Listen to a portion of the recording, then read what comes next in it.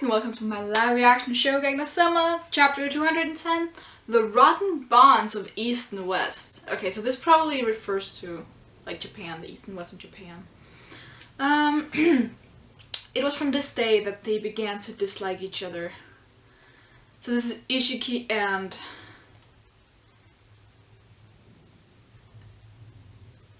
Nene? I don't know. No, wait, no, not Nene. It has to be, Julio? How do you actually pronounce his name? Because a lot of people were like, oh, you pronounce it Julio, but then there was like one person who was like, no, that's only with these types of names, so you actually do pronounce it Julio. I have no idea, please tell me. Discuss it in the chat. For now, I'm just gonna call him Julio, because that sits well with me. But that probably annoys like half of you, so yeah, whatever. Okay, wow, what was that? This is quite surprising. Isshiki's true skill shines forth. The very moment he nailed the eel to the cutting board, he carved through that eel faster than my eyes could see. It was all over in a flash. The talents of the former 7th seed of the Elite 10 Council are no laughing matter. But he cannot hope to match up to Central. I look forward to the moment that smile twists with despair. Crap, I guess I caught up my commentating that. Oh. How do I start the speech bubble? He's the idiot that decided to rise up against Central. There's his crazy skill again. If he used them properly, he'd be able to make money grow on trees, and yet. Julio! Don't get down! Show him that you've got your own style too. Just be confident!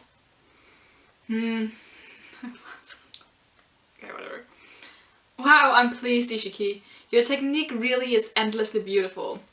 Ooh! I don't know what you're doing, but that's the spirit. I like it though.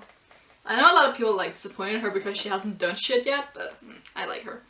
What was that technique just now? Don't tell me he managed to belly fillet that eel with such an accuracy at that speed. Oh, he's psycho. Huh? Wait a second. He started the cut from the belly side of the eel, didn't he? Now that you mention it, it's crazy. Yeah, so I guess that was a glimpse of Ishiki-san's real powers. It sounds so dramatic. Eels that don't have ribs.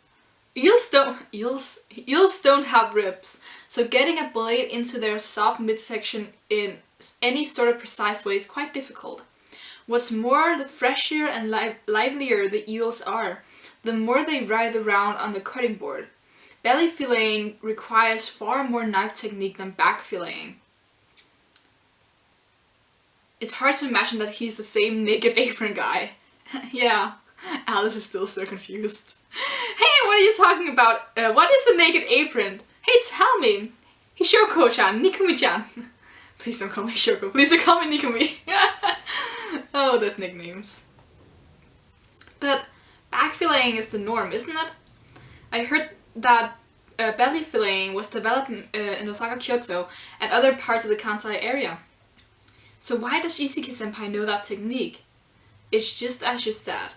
The Isshiki clan is a line that has managed a traditional Japanese restaurant in Gion, Kyoto from generation to generation since the Muromachi period, which is the 14th to the 16th century. Historical background is important. The Kinokuni clan of the east and the Isshiki clan of the west. Okay, so what? I don't know.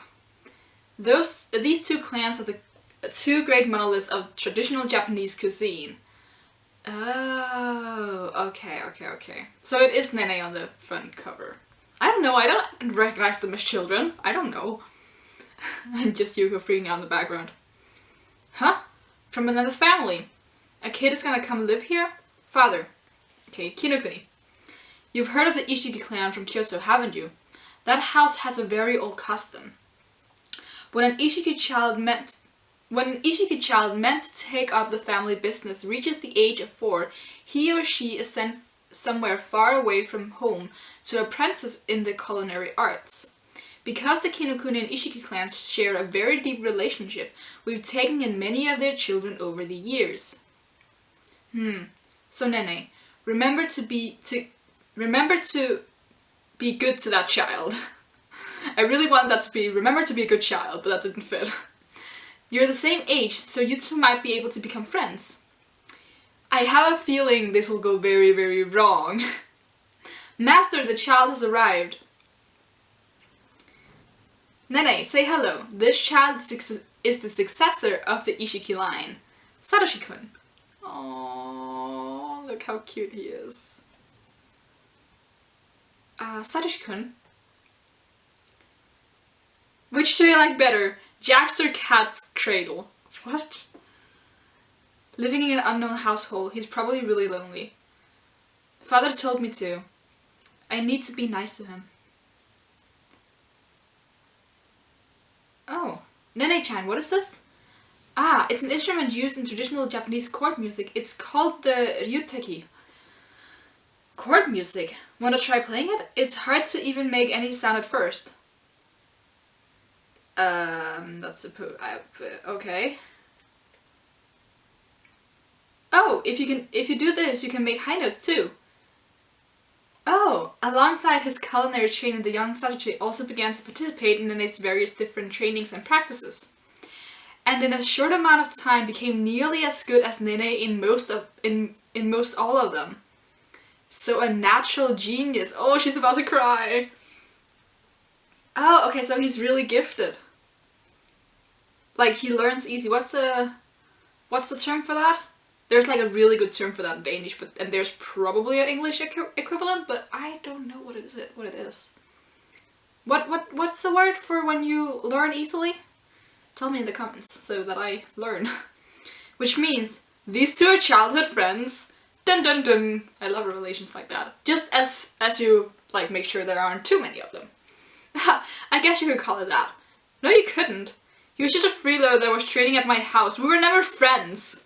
My, spike as ever I see, Kinokuni-kun. Why do you insist on painting me as the villain in your eyes? A barefaced lie. You know full well why. Oh shit. Now then, the third match on the Elite 10 side, Nene-senpai is quickly and smoothly moving through her preparations. While her oil is heating, she appears to have taken something out. It's really, I really like that they're like setting this up as if it's Isshiki versus Nene, even though it's like, they have different individual opponents. But of course teamwork is a thing.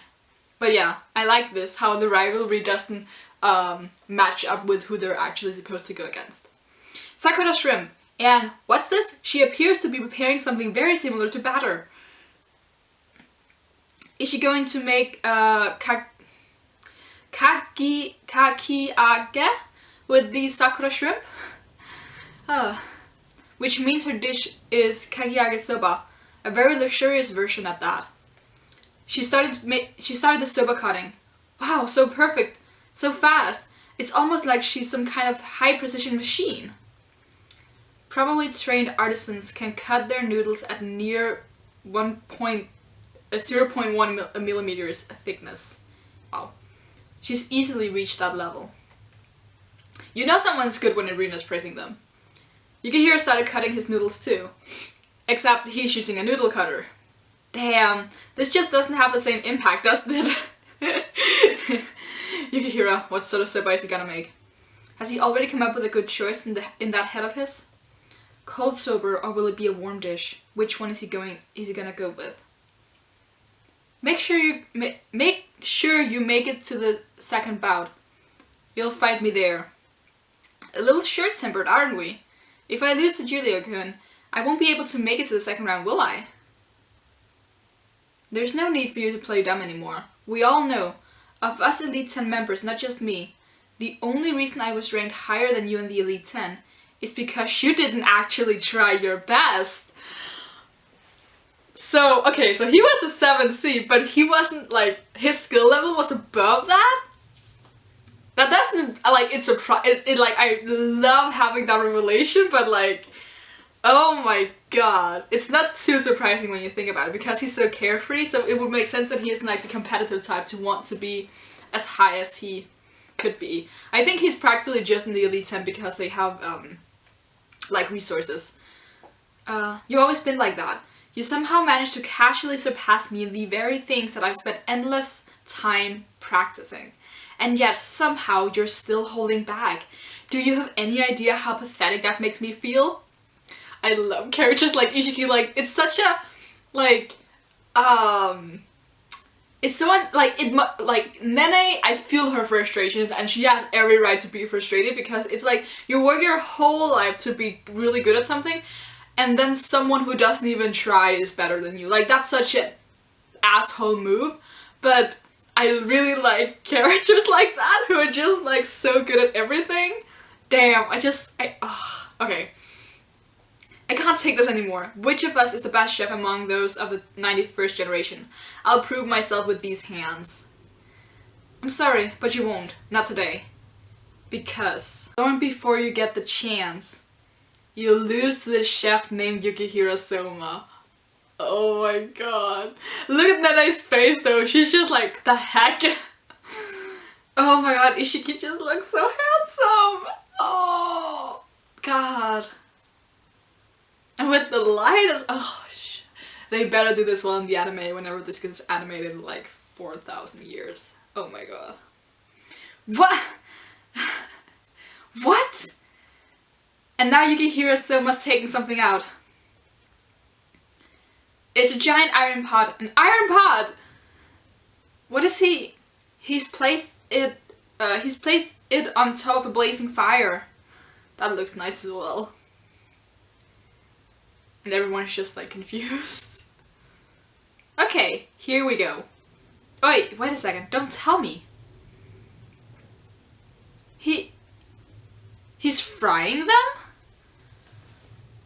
This frying is the yaki part of yakisoba. He's making yakisoba. Okay, now we know. Here we were worrying about whether he was going to go with hot or cold, and there he goes and fries them. After he spent all that time making that 2-8 dough, frying soba almost completely ruins its elegant flavor. What in the world is he thinking? It looks like Yukihiro vs Kinokuni is going to be the first to reach judging. Soma moves into attack. Oh my god. Oh my god, this chapter is really good. Like, the last few chapters have been really, really on point. Oh my god. Oh my god, I'm so happy we're getting this, and we still haven't seen shit of the Makishima Girl Elite 10 member fight. But damn, this is like, holy crap. This chapter made me very happy.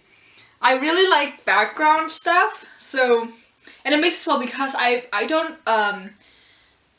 sometimes there are very long Shokugeki / just cook-offs where really nothing happens but just like them talking, them cooking, and then we get some like explanation of why some stuff is like that, like very culinary. But I really do enjoy it more when we get other stuff in between, so when we have like flashbacks or when we have something going on the side or something. I really like that because like, I like food obviously, but having background stories for these characters as well is like really nice. And not just by the end when someone loses or someone wins, but like in the middle. So you have a good understanding. So it's easier to root for someone when you have their background story, because like, I want someone to win obviously. But it's so sad for Nene that she won't be able to like prove that she's better than Isshiki, because she's worked so hard to become better than him and he's just always a step ahead. I mean, so yeah, it makes you want to root for her even though you're actually rooting for Soma. That's what these things does. And like with, I think a lot of the first matches were very, like, they were very biased towards Soma, so we got like the flashbacks after Ikumi had lost, for example, or I believe the same with Alice as well. I don't think we got like her story, like her actual story before after she had lost, because I think before that what we knew of her was that, oh, she studied in Denmark with the company that worked over there, the research facility, and she was like child prodigy and stuff like that. That's what we knew. And then we got to learn more about her after she lost. And I think it was the same with, who else? Yeah, I don't remember. I feel like there were more people where we were really biased towards Soma. So yeah, I like this development. And as I said during my live reaction, I really enjoy that they are setting this up as like Isshiki versus Nene because of their prior rivalry, or at least Nene's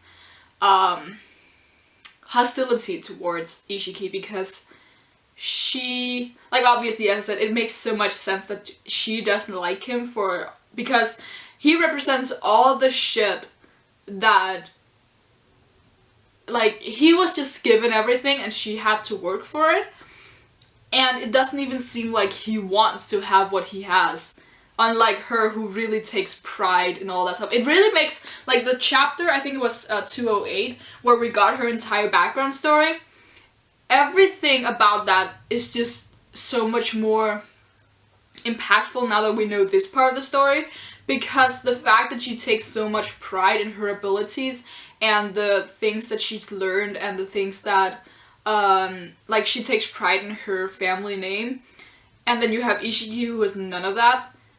I just think that's so much more powerful, knowing that they knew each other and that she kind of has this jealousy towards him. Because I'm guessing that she takes pride in the fact that she learns all these things and she isn't just gifted. Because apparently, like, obviously she is gifted, like, she probably couldn't get this far if she didn't have some sort of talent for something. But, like, just the fact that she had to work really hard to get where she is, and she was then forcefully paired up with this person who was just the opposite, and who didn't seem to appreciate what he had or something. Because, as we saw in the last chapter as well, like, Isshiki just doesn't really care about himself and his own status and stuff like that. He seems to, like, just brush it off as nothing. But then he's just very protective of other people. So yeah, I really like this. And it kind of, like, yeah, I don't know. I just really like it because it also makes, what can you say? It makes sense then if Nene then loses to Soma. It's less of a bullshit move because she seems to be very much more focused on Soma rather than not Soma, on Isshiki rather than Soma. And if you watch Haikyuu, there's this really great quote that I don't remember exactly, so I'm gonna paraphrase it the best that I can. But it's basically about before looking towards the last opponent, you have to look at the one that you're actually going up against, because if you look too far, you won't actually get past the obstacle you're at right now. So it's kind of like that, where I think, like, Nene is so confident in her super abilities because that's her specialty, and she's so mad at Isshiki for everything that he represents that her attention is just too divided and not focused at all on Soma, because in her mind she's got this in the bag, and Soma isn't that much of an obstacle, and she would much rather prove to herself and to everyone else that she's better than Isshiki, so she would probably not pay too much attention to Soma and have a dish that could rival his. Like, it's obviously still gonna be close, it would be kind of bullshit if it wasn't, but I think her downfall will lie in the fact that she's way too focused on wanting to bring down Isshiki rather than actually seeing at what Soma is doing. And then probably also the teamwork thing, because again, we have she's the Soba master, so obviously she wouldn't accept help for anyone because she's so proud in her own abilities, where Soma and Isshiki would obviously help each other, and as we know now, Isshiki is just such a good chef and he downplays his abilities way too much. So with a little helping hand from Isshiki, Soma has a really good fighting chance. So yeah, I think after these couple of chapters it makes a whole lot more sense that Soma should win this fight. Because it was very clear to everyone, just as they drew Soma, that he would win. But I think that it's not enough that you just have, like, the plot just give it to you. You have to have a decent explanation within the story, and I think this could contribute to why Soma wins. in a not bullshit kind of way. Because that's the problem we all have with this, is that the rebels are obviously gonna win. There's no one who believes that they actually have the guts to make the rebels lose. But that also means that to have the rebels win, they need a proper explanation for every single win that's not Megashima, Kuga, and Isshiki. Unless they're going up against the really hot guys. So yeah, I think this is a good setup, because Nene is one of the characters we had, or up until this point we had zero characterization for her and no background either. Whereas some of the others we have some sort of background for. Like, it's very, very sparse and we're not really sure, but at least we have some sort of connections to pull with most of the others. But yeah, I think this is good. But yeah, I don't think I have much else to say, because they were just, it was just really explaining that Isshiki is a lot better than he looks, then explaining Nene and his relationship, and then people being like shocked at different stuff. But yeah, I really thought it was a good chapter. I hope they can keep this quality of chapters, because it has been like a bit up and down with this arc. Obviously the last like 20 chapters have been really, really good. Maybe not 20, but 15 at the very least. They've been really, really good. But yeah, I just, especially these last 2 or 3 chapters have been really, really good. And especially just because it explores Isshiki's character, but I talked about this last time, how much I like that. So yeah, I guess that's it for this video. You can leave a thumbs up if you like anything I have to say or like react to. Leave in the comments below what you thought of this chapter and answer questions that I may have asked at some point in the video. And you can subscribe if you want to see more of me. Until next time, bye!